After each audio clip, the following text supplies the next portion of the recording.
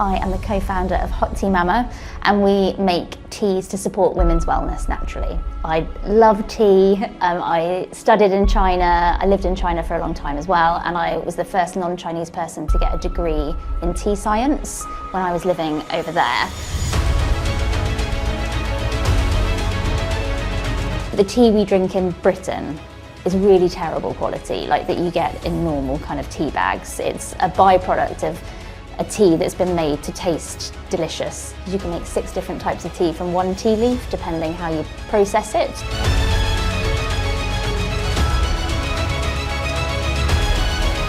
It took 3 years for us to get Holland & Barrett to list us from the first time I had a meeting with them. But if you stick to it, good things can come.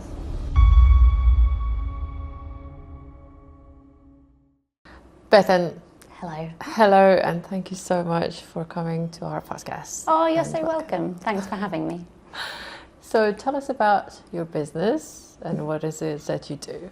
So I am the co-founder of Hot Tea Mama, and we make teas to support women's wellness naturally. So herbal or green and white teas, targeting things like PMS, endometriosis, PCOS, pregnancy support, breastfeeding support, menopause, and sleep, all things that women's hormones can play havoc with. We aim to kind of support with delicious teas. How did you decide that you're going to actually go down this route? Because there's so many like different types of teas available out there. Yeah. So why did you pick this particular area? Well, firstly, tea, I don't really have a choice. I've done nothing but work in tea since I sort of left university. So I have always been a tea buyer and blender. I love tea. I studied in China. I lived in China for a long time as well, and I was the first non-Chinese person to get a degree in tea science when I was living over there. And I was very lucky to have a great job as a tea blender for a big UK tea company. But it was basically life experience that led me down this route. So when I got pregnant, one of my best friends, Kate, already had a baby at that point, but she was pregnant with her second. And she was constantly asking me, you know, I've got really bad morning sickness. Are there any herbs that could help support me with this? Like, well, how much tea am I allowed to drink? Like, what's my limit?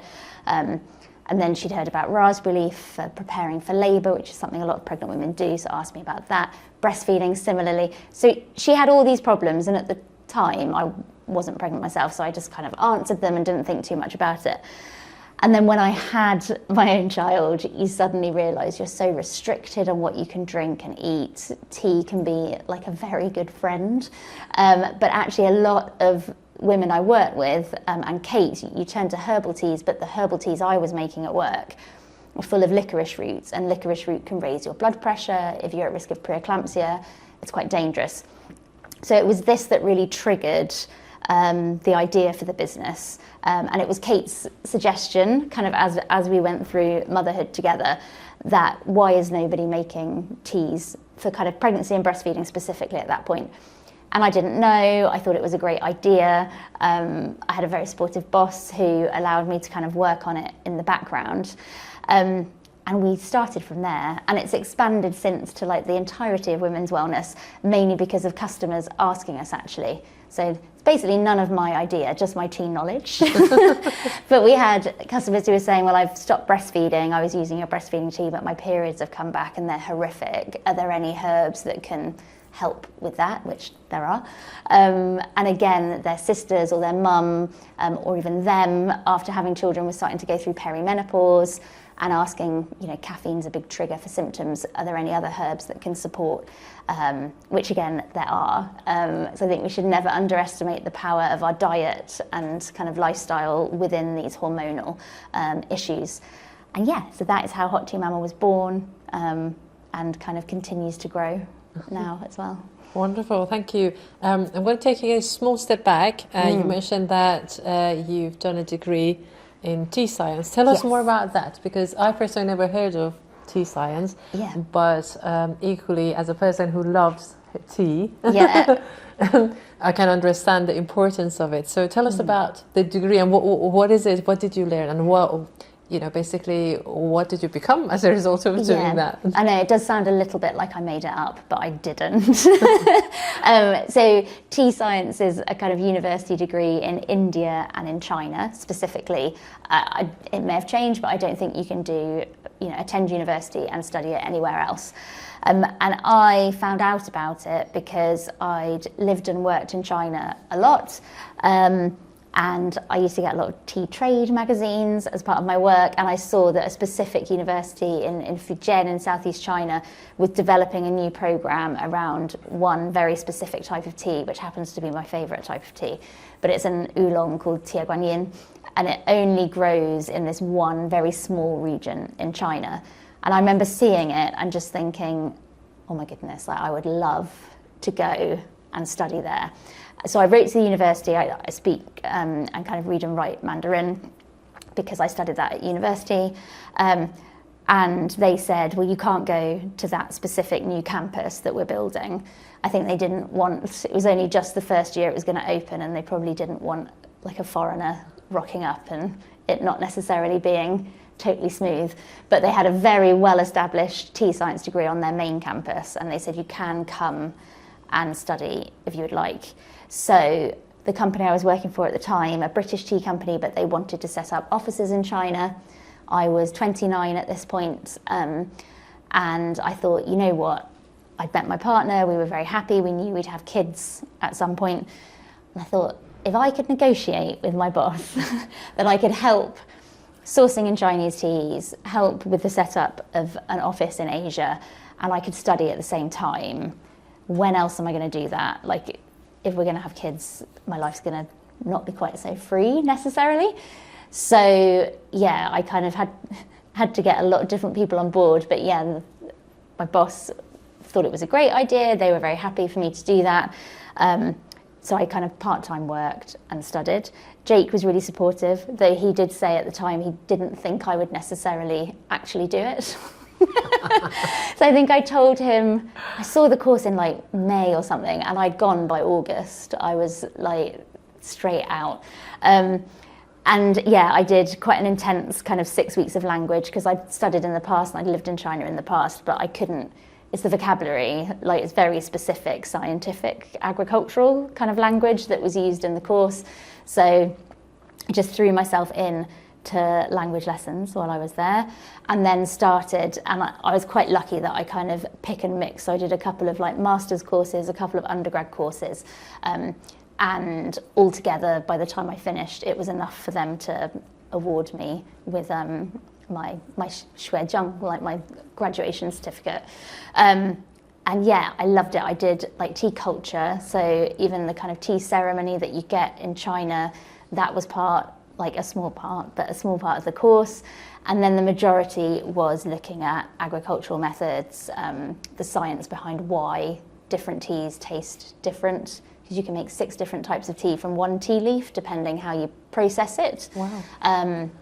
And yeah, it was looking at all of that.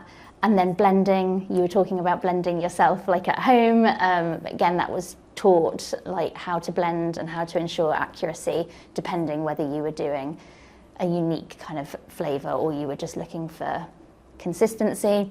And yeah, then there was sort of proper propagation and things of plants. So we had tea gardens that we worked on growing tea bushes and then manufacturing it ourselves. So it was amazing, the best thing I've ever done. And it was amazing for my Chinese because nobody was an English language speaker. So it's called a third tier city. So it's Shanghai and Beijing are first tier cities, then places like Chongqing and really Xi'an, big kind of cities, are second tier. And then I was in this kind of small regional city, and I just had an amazing time. It was brilliant. So yeah. It definitely sounds brilliant. Yeah. I haven't been back for a very long time, and it makes me a bit sad, to be honest. But I'm very, very glad that I did it, and I will be back now that COVID and other things have stopped it being so difficult. You mentioned something very interesting. So you said you can get just, from the same leaf, you can get 6 different tastes. Yes. How can you do that? So there are There are 6 different types of tea. So I think most people know about black and green tea, and then some people will know about white tea, which is kind of similar to green tea. Oolong tea, which I mentioned, which is my favourite type of tea, is another type of tea. You also get pu'er tea and yellow tea, which are specific to China only. And yet each one has a different processing method. So it's basically about controlling the level of oxidation in a leaf, so the impact of oxygen, just like if you bite an apple and it starts to turn brown. Tea has the same impact. If you pick a tea leaf and bash it, it will turn brown. But the chemical compounds within the leaf alter, you develop specific antioxidants. So like black tea is very good for heart health because it has something called theorubigan in it. But green tea, even made from the same plant, won't have theorubigan. It has more ECGC, which is linked to kind of anti-aging properties and things like this. So yeah, I'd probably have to talk to you for a very long time about the different processing methods to describe them all. But it's incredible. And the people who make tea, I think for me, and I think you're quite similar, but the tea we drink in Britain is really terrible quality, like that you get in normal kind of tea bags. It's a byproduct of a tea that's been made to taste delicious. So in general, the tea that goes into our tea bags is collected in sort of buckets under production machinery. Historically, it was always sort of swept off the floor. I'm sure that still happens in some places, but hopefully not too many. And actually, a lot of the best tea in the world just stays in the countries that it's made in. True for herbal, like ingredients as well. But Chinese people view tea more like wine and savour it, and it can be extremely expensive. And in the evening, you go to tea houses and drink tea together, much like we would go to a wine bar or whatever. So it's just, I see it in quite a different way. I do like a Yorkshire tea in the morning, just like one, just to set my day up. But after that, I'm totally into my teas and, yeah, teas that I get sent to me from China. Tea has been always a very big part of, many cultures, isn't it? Huge. And it has. I think you barely find someone in the, on the planet who hasn't tried a form of tea. Yeah. And yet you see the very big variety, when you go towards mainly around the Asian parts of the world, yeah. How much they care about the tea, the way that they brew it. And you mentioned ceremonies as well. So China, in Japan they have ceremonies as well. And then as you move away from it, to the other side of the world, it more becomes like a given thing that you just drink and then you just, get on with your life and all that. Yeah. So there is this massive variety between the two worlds, but yet it is still tea in the middle. Yes, yeah, 100%. And I think it depends what you're kind of wanting from your tea. But yeah, I think for me, tea's always either a way to share something with people. So again, particularly in Asia, you will drink together. Everyone has very small teacups in China, but you'll sit and just for hours talk while you kind of drink tea. And in the UK, we do it in a very different way, but it's exactly the same. Like if you've got a problem, the first thing a lot of people will do is put the kettle on to have a conversation. And I think tea enables that, let alone the health benefits it might have from a mental health perspective. It can be such a wonderful support to just encouraging people to talk.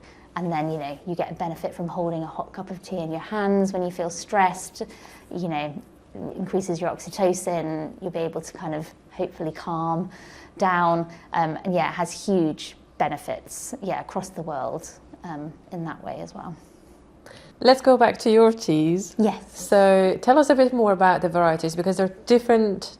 There is, a lot of varieties of the teas that you do, all with delicious ingredients, and you've targeted them for different purposes as well. Exactly as you mentioned at the beginning. So there are some that you will use when during pregnancy, during breastfeeding, during menopause, sleep, and etc., etc. So tell us more about the variety of the teas that you do, and you know, the ingredients that you specifically use for them?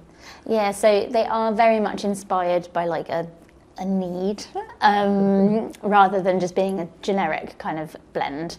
So I'm just looking at the ones here, but like Morning Rescue was originally inspired by morning sickness. So it's all anti-inflammatory herbs. So really great digestive support, but very good for nausea as well. So a lot of people buy it, you know, even if they're family members going through chemotherapy, nausea can be really bad. And again, certain herbs can really support with that. So it's got a whole ginger root, which is very high in gingerols, which are anti-inflammatory and antispasmodic. So they kind of calm down upset digestion.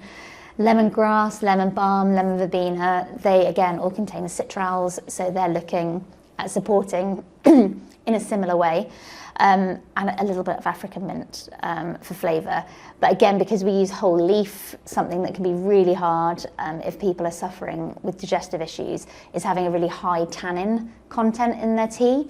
And when you kind of drink a traditional paper tea bag, it's got really, really fine dust inside. It's got a super high surface area and you get a lot of tannins coming out. And you also find a lot of companies will add flavourings because you can't actually get a very good flavour from that style of tea. And that again can be aggravating for anybody who's kind of got IBS or similar kind of digestive issues. So the whole leaf really helps there as well. It's super smooth and gentle. And yeah, our menopause blend, Take a Pause, is kind of targeting specific menopause symptoms. So hot flushes can be very horrible, but licorice root and sage are two herbs that are really strongly linked to reducing the regularity and the strength of hot flushes when you get them. Caffeine is a big trigger for menopause symptoms as well. So we use a little bit of green tea as the base so that if you have trouble sleeping, which many do, you get a little bit of a boost, but nothing that is going to worsen your symptoms. And green tea is linked to long-term bone health, which is great for women as you kind of have issues with osteoporosis and things like that. Green tea can hopefully help with that. It's got raspberry leaf, which is traditionally kind of the woman's herb. You said to me before we started, we put raspberry leaf in a lot of our blends, and we do, because it's really great. But yeah, for when people are having irregular periods or flooding during perimenopause, raspberry leaf has been linked to kind of regulating periods and strengthening uterine muscles, which is great. And it's got ginseng in there, which is linked to increasing blood flow to the brain, so brain fog. And it has valerian, which is fantastic for easing anxiety and stress. So valerian's traditionally been used to support sleep and stress. And one study was showing that it was more effective than a chemical sedative. So again, some of these herbs, people will all react differently to them. They're never kind of a guarantee, but there's lots of small scale kind of research backing up a really long traditional use. Yeah, we have like 90s, so I probably shouldn't go through them all. But we use things like fenugreek and fennel in our breastfeeding support blend. They're natural galactagogues, so they've been linked to increasing milk supply. Cows are given fenugreek supplements, like dairy cows, for the same reason. I don't like to compare women and cows, but you know, in terms of lactation, it's a good thing to look at. And yeah, every area that we've kind of got into, I just want to make sure they're all very delicious, as well as being supportive, kind of with the evidence that is there. Because again, you find people often forcing themselves to drink or eat certain things that they despise because they know there are health benefits. And I feel like that isn't necessarily going to help you, because part of the benefit should be that it tastes delicious and it makes you feel good and it gives you a little moment of self-care in your day, rather than making you feel terrible and forcing yourself to do it anyway. So the intention is that they're delicious and functional. Thank you.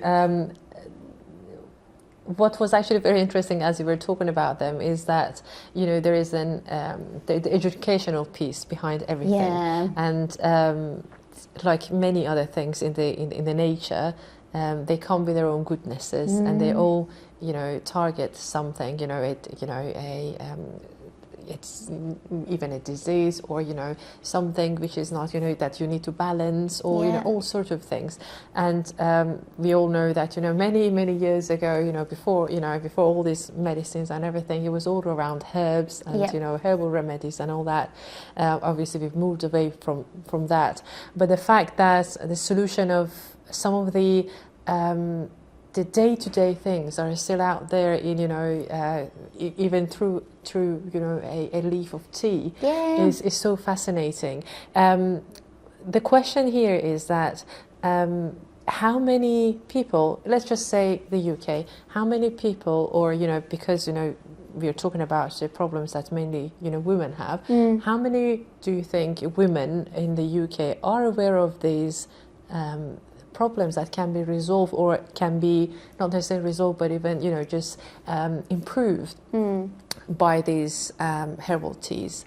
Because it's very important, because sometimes you have to do research around them. Is there a way around it? Is it just the tablets and medicine that I have to take, or can it be done? Especially when you're pregnant, you're very cautious about the type of medicine that you want to swallow, so you want to move away from it by default in majority of the cases, not in all. But what is the alternative? Then this is where the research comes in, but not for everybody, because you don't have the time, or you don't have the energy, or you just don't even think about it. So how many women are aware of it, and how important is it to raise that awareness that these things exist and they can help you? I think probably not as many women are aware as I would like, for sure. And I think when I set up the business, it kind of amazed me that when I was originally talking to retail buyers, they all said, oh no, it's too niche. And it would always hit me that I'm like, how are more than 50% of the population niche? Women shouldn't be considered niche. And whilst I take on board, we're kind of excluding a lot of people, it's women who, have these very specific problems, who also control, in general, spending in their houses. But the products that are focusing on tackling things, particularly around periods and breastfeeding, and it's kind of taboo subjects that really shouldn't be taboo, but for too long they have been. So even if you're, thinking, oh, I've got really heavy flow, or my periods are irregular, whether you would actually talk to somebody about that is questionable. And it's really only in the last couple of years that it's become a more open topic. And we're in Holland and Barrett stores, and I do think they do an amazing job. They've done a huge campaign recently about making the most of every day, as in, don't let your period stop you, doing a lot of things that you would normally do. They had a big campaign around endometriosis last year as well, which again affects 1 in 10 women. But I certainly, other than within the last 7 years, because I've been doing what I now do, had no idea what endometriosis was. And PCOS similarly. But I was talking to my daughter and saying there's 10 girls in her class at school. I said, one of you will have this really horrible, statistically, one of you is going to have this awful experience every single month. And you need to be able to support each other. And again, look to your diet and natural options, because there aren't a lot of medical options available, because we haven't done historically medical testing with women. Women weren't allowed to be part of medical testing until extremely recently. And, money's been put into creating Viagra, but not necessarily things to support pregnancy. If you think of the number of women who suffer from pregnancy sickness very badly, there is literally, virtually nothing you can do other than be hospitalised. And there are drugs, but those drugs come with a risk associated. And again, if women were able to have a little bit more than just eat ginger biscuits and have some dry crackers, which is in general what you're told, things like you can have cold drinks, they're much easier to drink than hot drinks. So we made both our menopause support tea and our morning rescue tea work well iced, because we know that will help women more. But it's a big part of what we have to do as a team, is try and educate. And before I came to see you, lovely colleague Emma was putting in a plan for blogs and things like this to try to get awareness, because you can see if you look in Google that there are a huge number of searches around a lot of this stuff, but I don't think there's that many people answering it necessarily. Correct, you're right. And I think it is very important because you're putting all this wonderful effort into making these products, and it's good to know, you know, why they exist, each one of them, what is the goodness about them, and how they can, you know, help, you know, to improve the conditions, if not resolve them in some cases, but at least, you know, improve them. So it's very important to know that. I'm going to take a few steps back. Where did the love of tea start in you in the first place? Well, to be honest, my dad is a very lovely Welshman, and he hydrates via tea. Like, he doesn't really drink water, but, you know, classic English breakfast kind of tea. So there was always a lot of tea drinking in my house growing up. And when I got to university, like, I would buy peppermint tea and think I was really cool and edgy. But my proper love of tea didn't really start till I moved to China. So I moved when I graduated when I was 21, and I was living in Shanghai. And at that point, I'm trying to work out in my head how long ago that was, 2003? You know, bus drivers, there are hot water taps on the walls regularly, like along the street. Bus drivers are drinking loose leaf tea in huge flasks. Builders are coming off building sites, topping up their flask of loose leaf tea.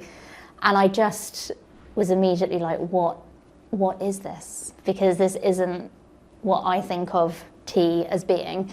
And I totally fell in love with it while I was there. So I would spend a lot of my weekends kind of going to tea houses, or I would travel down the coast, actually to where I ended up studying and living again, but to Fujian and to Zhejiang, where there's a lot of green tea production. And, you know, I don't know how anybody could not fall in love with it, really, because you can just, you know, wander through the mountains and it's incredibly beautiful. And then again, it's a very communal experience, so you feel kind of really taken in. And my Chinese at that point was absolutely horrific. Like, I had to get colleagues at work to write down, you know, things for me or book me a train ticket because I couldn't possibly have done it myself. But with the ignorance of being 21, I just like wandered about, and it was great. And that is where I really fell in love with tea. And again, even certain things I'd never drunk in terms of herbal teas as well. You get chrysanthemum tea, a huge amount in China, which is just unbelievably delicious. So I got kind of, experimental again in a way that I hadn't been while I was in the UK. And then my life from that point on was pretty much tea. Yeah. That's brilliant. And what made you start up your own tea business? So really it was that experience of motherhood, but I wouldn't have done it, to be honest. It was Kate. So I set up the business with her. At the time I was pregnant with my second child. She kind of said, let's do it. And I was like, yeah, sure. But we were doing it at the weekends. You know, I was working full time, had a toddler, relatively heavily pregnant. And she registered the business. She set us up, you know, officially. She had a friend who did design, so our packaging has changed quite a lot, but he did the original designs for us.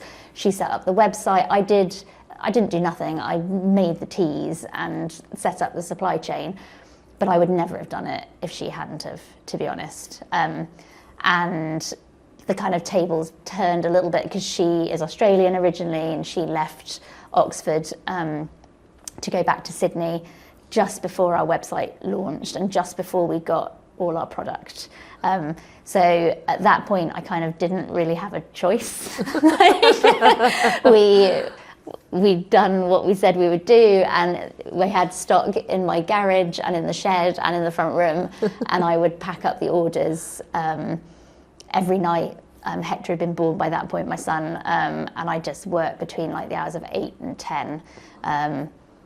And it was quite miserable, to be honest. The very first delivery, the producers had missed a layer of varnish off the box, which is essential to stop it scratching. So every time, because we have this dark blue colour, every time I took a box out, I was noticing that it had slight marks on the blue. But when we shipped it, it was then getting really bad white scratches all over it. So I ended up having to repack every pack of tea because the box producers reprinted them for me, but then I had to take out the tea, make a new box, write the best before and the batch code on so that it was legal, and then ship it out. So I spent many, many late nights doing that. And to be honest, slightly cursing Kate's name of like, why, how did I get here? Like, I didn't fully realise this is what I would be doing. But, you know, 7 years on, we've got a small team really close to where I live, 4 of us, and I don't have to hand pack boxes anymore, and it's amazing. But yeah, it's not a great answer, but I'm not sure I would have done it if it weren't for Kate. That's the reason I did it. Certainly a good motivation. Yes. Yeah, if anybody wants to set up a business, find a friend who'll do like all of the legwork for 3 months and then emigrate. And then disappear. Yeah. She was still working. She still worked, but she couldn't do the hands-on stuff. Yeah. So yeah, she's still very involved in the business, runs Australia and New Zealand for us, and it's fantastic. Yeah. But yeah, she's the reason we exist, really. And you're selling in the UK and in Australia and in New Zealand, so you're basically becoming bigger and bigger. Yeah, and we had to rework our packaging after Brexit because we had to stop selling in Europe, but we're about to restart again, and we're launching into America in a couple of months with a partner. So wonderful. Yeah, we won't be doing a lot. Well, we're doing a lot of work in producing the tea, but then they'll be doing sort of the hard bit. But yeah, so it's really exciting times. And in the UK, you're in Holland and Barrett's, and we're in Selfridges, Planet Organic, and we're in lots of independent health stores as well. We work with a really great distributor into health stores. So yeah, we kind of aim to be, because we're a tea, but we're a tea with purpose. Mm-hmm. We're not in any supermarkets, but we are in the kind of health-related stores that you would look at. Are you planning to have it in any like independent stores as well? Yeah, so I shouldn't mention their name. I've been trying to get in touch with a chain in Oxford to get in there. But yeah, because we've now just set up with this distributor, we're launching into a few more. So every sort of day we're getting 1 or 2 health stores coming on board. So fingers crossed, we'll get more. Nice. So at the moment you're focusing on the women side of things. What is the long-term plan? Because there's so many things, so many different things, regardless of man or a woman out there that have benefited from, herbal remedies in the past, throughout the history. Yeah. And you have the knowledge, which is a bonus, and it's nice to have somebody, in the UK who brings that knowledge, on board. Do you have any long-term plans as to, are you going to have a bigger target market? Are you going to have bigger variety of, teas? So our plan at the moment, it may change, but we are very focused on women's wellness. I think it's an underserved area and we've got a really kind of strong niche in it. So we don't have any sort of desire to expand outside of kind of focusing on women. But we're going to launch in a couple of months some hot chocolates. So hot chocolates with botanical ingredients added for kind of additional health benefits again. So there's lots of adaptogenic kind of herbs and plants that don't work so well in terms of their flavour in a tea, but can be great in terms of stress support, which again, there's no reason that a man couldn't have, like our Night Owl, which is a sleep and stress support tea, or a hot chocolate, but we're called Hot Tea Mama, so kind of will be targeting mamas. And yeah, those will be launching later this year. And I think there's a lot, I'm not entirely sure 100%. I think we have some more teas in the pipeline over the next kind of year or so, and potentially again how we use tea and botanicals just in slightly different formats would be good. I can't say too much. Confidential at this stage. Exactly. I have a generic question for you as an entrepreneur and a businesswoman. So people look at this and you're like, wow, you know, she's done it. Wow, you know, she's now out, you know, in the world, you know, trying to sell to the, you know, to the big suppliers, etc., etc. So whilst everybody see that, you know, successful person and the success that you've achieved and everything that you have done, you know, to date, there is a lot of blood and sweat in the background, isn't it? And you did mention some of that earlier. What are your key takes and the challenges that you face on the way that you would like to share with others who are looking at doing similar things? Well, I don't think it ever 100% gets easier. Like, I'm not sure it's ever been harder than at the very beginning for us, mainly because of life stage as well. Like, a lot of people do end up setting up businesses when they have small children because you get inspired by different things you've never thought about. But that's an incredibly hard thing to do. And yeah, you just get new and different challenges and issues as you go through. And I think that's probably the key thing to share, is that like it's never super easy. If it was super easy, everybody would have a really successful business. So I think just resilience is so hard to define, but it's essentially the key thing. And one of my old bosses, her partner works in sales, and I remember when we were starting, I was talking to him and I said, well, I've never done sales before, what should you do? And he's like, oh, the main reason I'm a good salesperson is I just never know when to give up. So like, people will say no to you all the time. There'll be a problem with your product, like, you know, constantly, pretty much.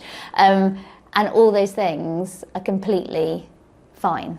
Like, if someone says no, it doesn't mean they mean no for absolutely forever. It took 3 years for us to get Holland & Barrett to list us from the first time I had a meeting with them.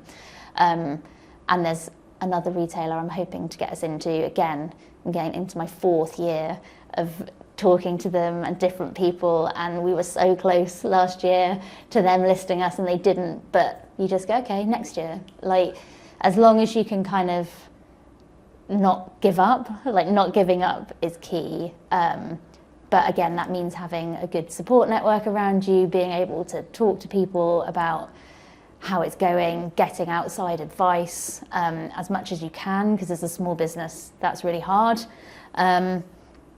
And acting on that. You know, sometimes you do have to give up. But in general, I would say, you know, you should never give up first time round on anything. Yeah. That's actually a very key thing, because if everybody wants to, you know, or would give up in the first time round, nothing would have happened, then we wouldn't have achieved anything. Exactly. And I think, you know, nothing's perfect either. So I do talk quite often. There's 3 of us in the office, kind of, where for Hot Tea Mama, so Liz and Emma, they're both quite perfectionists. And I'm constantly, it's maybe bad advice, but I'm like, perfection is the enemy. Like, you have to get pretty near perfect, like when you're doing something, obviously.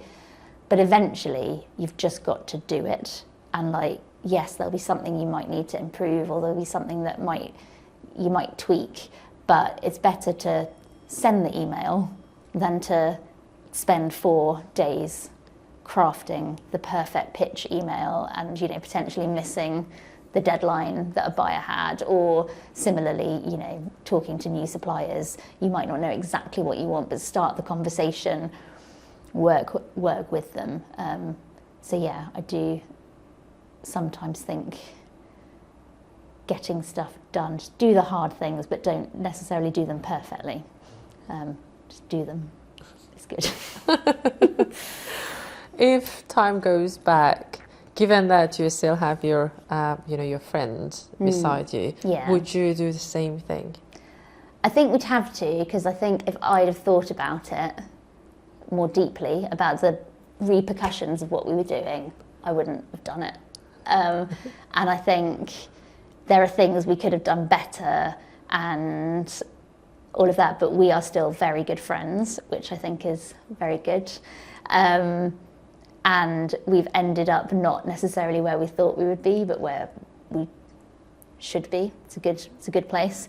So yeah, I don't know. I would never look back and say, I wish I'd done that, but I suppose we haven't had any absolute disasters yet. So that might change. But no, I think you take the hand you deal, and we're a great pairing. I am really cautious. I overthink things. I'm always see the worst case scenario. Kate is like the polar opposite. She is super sunny disposition, always thinks like the best. And you know what happens is that we balance each other out in a really good way.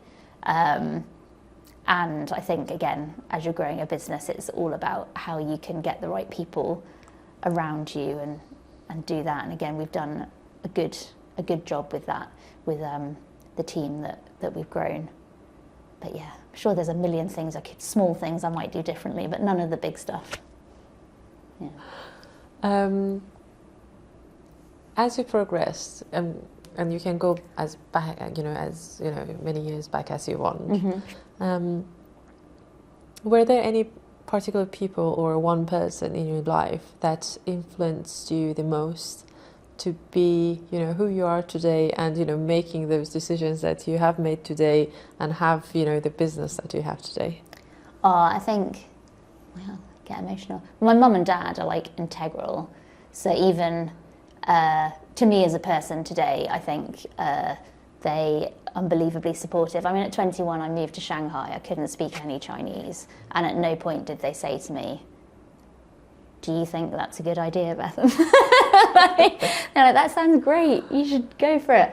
And yeah, they've always been incredibly encouraging. So I think the fact that I was open and am open to doing new things is kind of entirely because of them.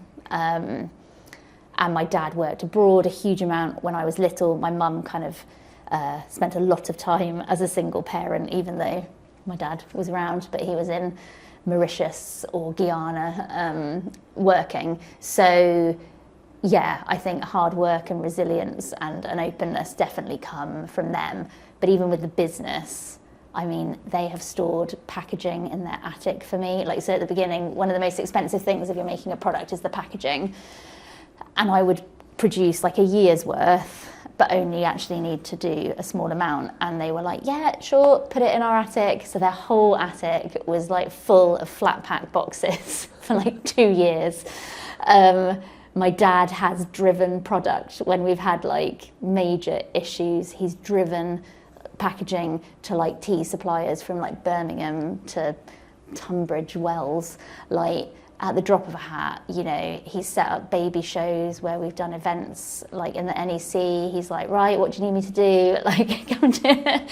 So I think I owe them a huge amount, both in sort of my outlook, but also just support while building the business. And very similarly with my partner, Jake, like not everybody would be as supportive as he has been as we've grown it. But then from a pure business perspective, I was really lucky and applied for kind of a program where you could get mentorship through, I'm trying to remember what they were called now.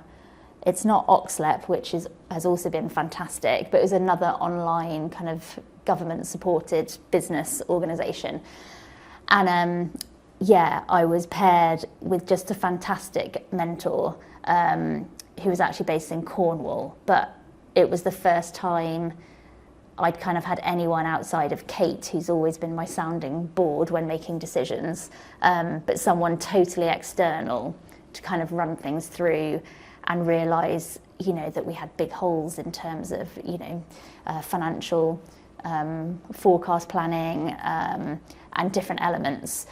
And he was incredible for the year, but we're still in touch. And I think a lot of the decisions that I made still kind of have repercussions today, and I have a lot to thank him for. Because again, as a small business, you often spend a lot of time wondering if you've made a mistake or there's an error on a spreadsheet and it's all going to fall apart tomorrow. Well, I do, Kate doesn't. Kate's much more positive. But I will worry about things like that. And being able to discuss that with somebody at a real pivotal time in our growth. It was just before we were going to launch with Holland and Barrett, and I was having to make really big purchasing decisions, knowing that I wasn't going to be paid for 90 days. And the risk involved, was probably riskier than I would have been had I not had Tim, and he was totally right. Definitely owe him a lot as well. Wonderful, thank you for sharing it with us. It's actually very insightful, and I'm sure people are going to find it, very useful to both hear or to listen to this. Knowing that there is always, not always, but more often than not, there is a support there. Either if it is your family or if it is somebody out there, that you can lean on, because it is not. Otherwise, it would be a very a lonely journey to go to, isn't it? Yeah, 100%. Yeah, I think naturally it's going to be lonely, but the more people you can pull in, the better. Yeah. You're down to our final question. Okay. So, if you were to give one piece of advice to anybody who's listening to this or watching this, and it can be about anything around your experience, what would that be? I think be true to yourself. So again, I've been told a lot that hot tea mama, it's too niche, won't work. Even, very well-meaning family and friends kind of questioning what you're doing as you give up quite a well-paid, skilled job to not have very much money. But I think if you've got to have faith in what you're doing, even in the face, again, of people saying no, and being constructively critical, however that might come. Because some people will have massive success really, really quickly. My experience is slow, organic, natural growth. A lot of people saying, oh no, it won't work, no thank you, it's too niche. But if you stick to it, good things can come. Don't give up on yourself too quickly. Thank you very much. So we are coming to the end of our podcast. What I would like to say before finishing off is thank you so much for being one of the probably few people who think about something as simple as tea very differently and put the effort to actually make all different variety of it, and for the right reasons, and back it up with science, and giving you a blend which you can actually enjoy, as well as making sure that it's doing something good to you. So thank you very much on behalf of all the tea lovers, including myself. Oh, you're very welcome.